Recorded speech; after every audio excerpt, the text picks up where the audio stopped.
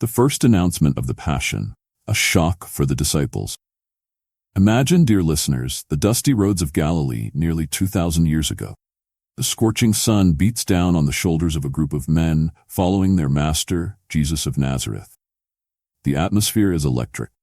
Just days ago, Peter, one of the disciples, made an extraordinary declaration. "You are the Christ, the Son of the living God." This confession marked a turning point in their journey.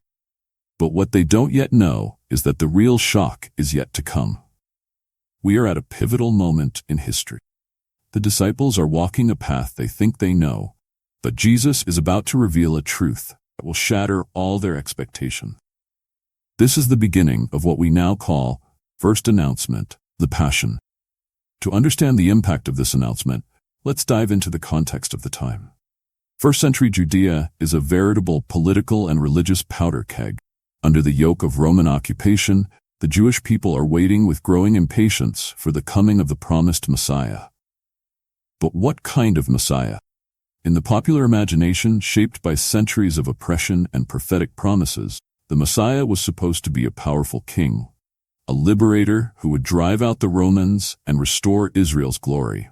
He was imagined as a new David, a victorious warrior who would make the nations tremble. This expectation was nurtured by texts like Psalm 2, which speaks of a king anointed by God, ruling over the nations with an iron scepter.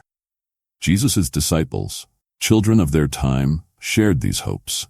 When Peter proclaimed Jesus as the Christ, he was probably thinking of this conquering Messiah. Imagine their excitement. They were the companions of the future king of Israel. Perhaps they were already dreaming of the important positions they would hold in the new kingdom.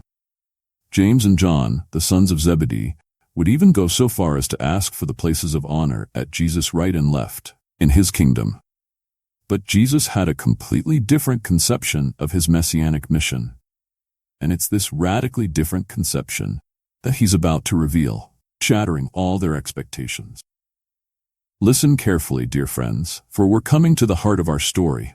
Matthew tells us, from that time on, Jesus began to explain to his disciples that he must go to Jerusalem and suffer many things at the hands of the elders, chief priests, and the teachers of the law, and that he must be killed and on the third day be raised to life. Matthew 16:21. Imagine the shock. These words must have fallen like a thunderbolt on the disciples. Their master, whom they had just recognized as the Messiah, was talking about suffering, rejection, and death. How was this possible? Where were the glory, the victory, kingdom? Jesus doesn't speak of a military triumph over Rome, but of a confrontation with the religious authorities of his own people. He doesn't promise a throne, but a cross.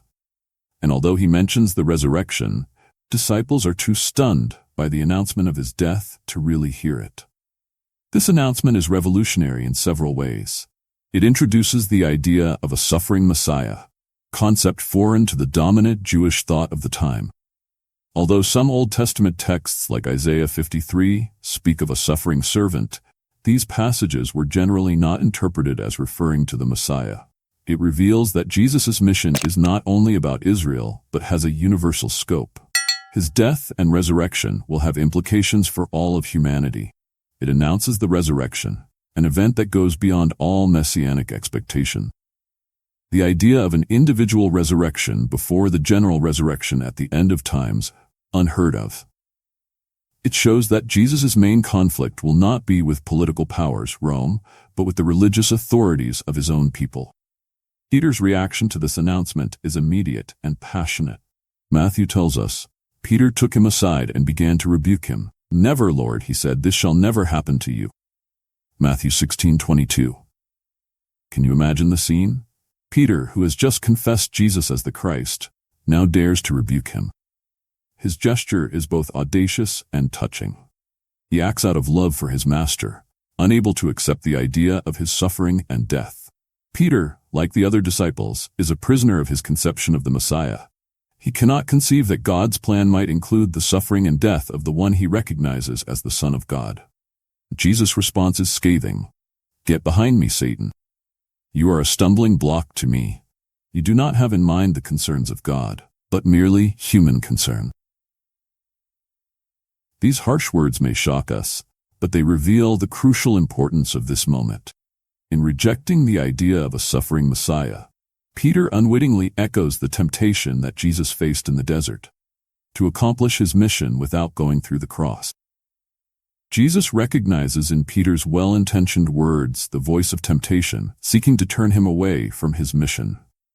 This interaction between Jesus and Peter reminds us that even those closest to Jesus can sometimes misunderstand his ways. It invites us to humility in our own understanding of God and his plan. Jesus doesn't stop there. He continues with a teaching that extends the scope of his announcement to all his disciples. Whoever wants to be my disciple must deny themselves and take up their cross and follow me. For whoever wants to save their life will lose it, but whoever loses their life for me will find it. Matthew 16:24-25.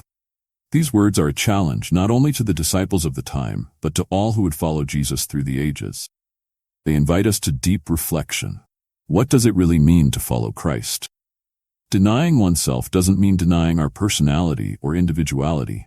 Rather, it's about putting God and his kingdom at the center of our life, rather than our own desires or ambition. It's a call to a radical transformation of our priorities. Taking up one's cross evokes the idea of accepting the challenges and sufferings that may result from our commitment to Christ.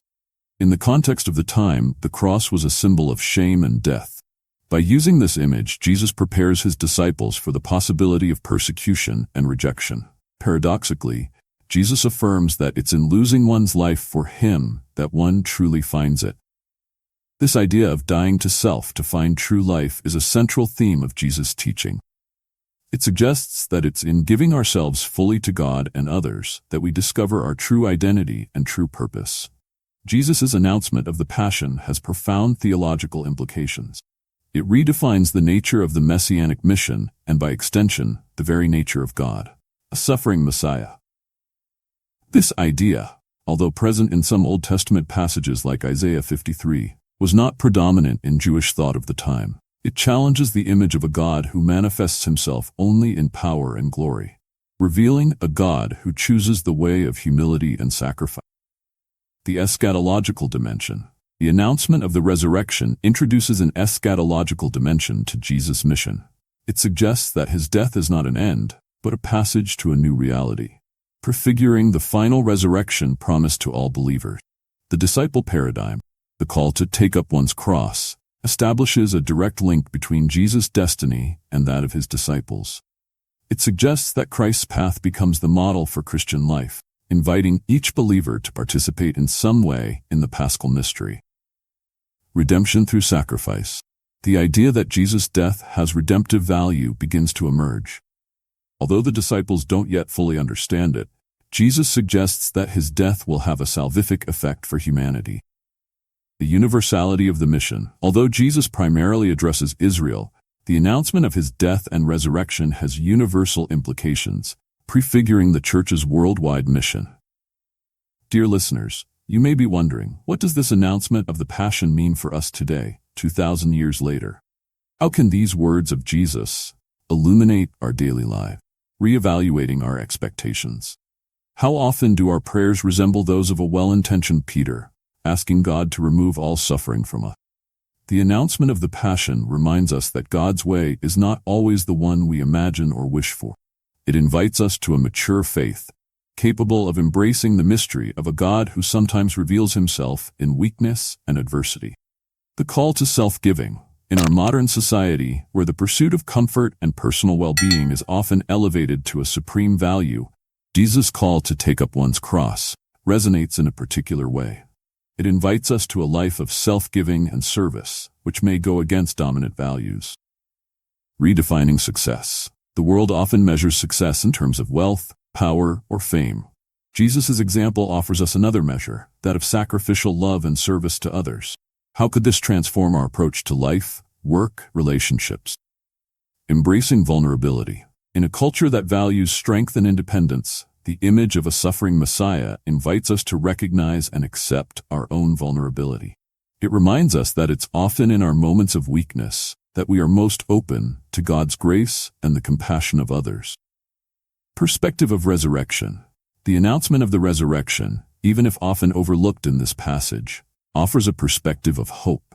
It reminds us that suffering and death do not have the last word in God's story. How can this hope transform the way we face challenges and losses in our lives? Let's take a moment to reflect personally on these teachings. I invite you to meditate on these questions. What are your own expectations of God? Do they sometimes resemble those of Peter, hoping for a God who would remove all difficulty from your path? What would it concretely mean for you to take up your cross in your daily life? Can you identify an area where God may be calling you to greater sacrifice or deeper service? Are there areas of your life where you resist Jesus' call to lose your life to truly find it? What's holding you back? How does the example of a suffering Messiah change your perception of God and his way of acting in the world? Does it affect the way you view suffering in your own life or in the lives of others? To what extent are you ready to follow Jesus, even when his path goes against your own desires or society's expectations? The announcement of the Passion must have left the disciples deeply troubled. But Jesus doesn't leave them in this state for long. 6 days later, he takes Peter, James, and John with him up a high mountain. There, they will have an extraordinary experience. Transfiguration. For a brief moment, the disciples see Jesus transfigured, his face shining like the sun, his clothes as white as the light. Moses and Elijah appear, talking with him. A voice is heard from the cloud. "This is my son whom I love. With him I am well pleased. Listen to him." This event seems to be a divine response to the disciples' trouble. It confirms Jesus' divine identity and gives a glimpse of the glory that will follow his suffering. It's as if God were telling them, yes, the path will be difficult, but trust my son. Glory will come after the cross. Transfiguration reminds us that suffering and glory, the cross and resurrection, are inextricably linked in God's plan. It invites us to keep hope even in the darkest moments, knowing that God's light will ultimately triumph. After these events, Jesus resolutely sets out for Jerusalem.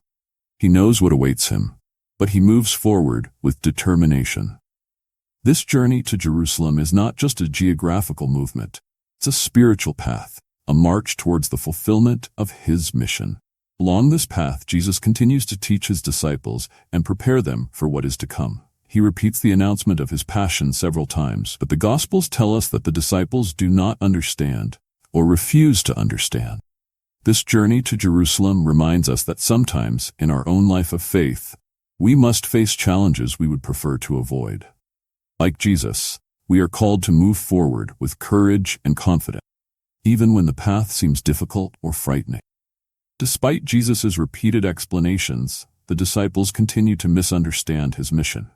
Even after the third announcement of the Passion, we see James and John asking Jesus for places of honor in his kingdom. They are still thinking in terms of earthly power and prestige.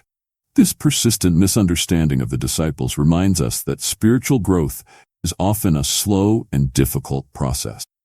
We too can sometimes remain attached to our own ideas about God and his action in the world, even in the face of clear teachings that challenge these conceptions. The announcement of the Passion and the call to take up one's cross invite us to seriously reflect on what it means to be a disciple of Jesus.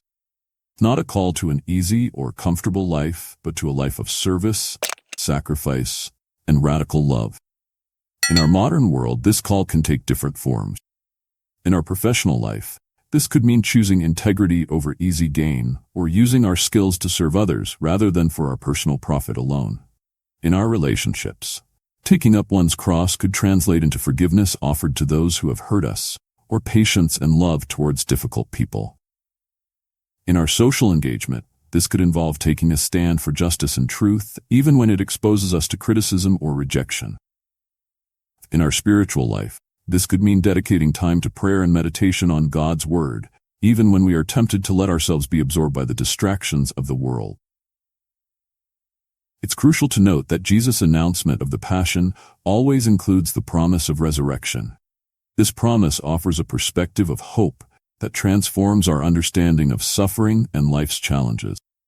The resurrection assures us that suffering and death do not have the last word. It reminds us that God can transform even the darkest situations into victory. This hope can give us the strength to face our own crosses with courage and confidence. In our world marked by so much suffering and injustice, the message of the resurrection offers powerful hope. It reminds us that our work for God's kingdom is not in vain, even when we don't see immediate results. Dear listeners, we've come to the end of our exploration of the first announcement of the Passion. This crucial moment in Jesus' ministry has led us from the heights of messianic confession to the depths of the mystery of the cross, to finally give us a glimpse of the glory to come. The announcement of the Passion reminds us that God's way is not always what we expect. It invites us to a mature faith, capable of embracing the mystery of a God who reveals himself in weakness and sacrifice. But more than that, it calls us to commitment. Following Jesus is not simply adhering to a doctrine, it's embracing a way of life. A way of life marked by sacrificial love, service to others, and trust in God even in moments of darkness. As we meditate on these words of Jesus, may we find the courage to take up our cross, knowing that the way of the cross is also the way of true life and resurrection. In our next video, we'll explore in more detail the extraordinary event of the Transfiguration. We'll see how this mystical experience strengthened the disciples' faith and prepared them for the challenges to come. How did the vision of Jesus' glory influence their understanding of his mission? How can it illuminate our own spiritual journey? Join us for this fascinating exploration of one of the most mysterious and inspiring moments in Jesus' life.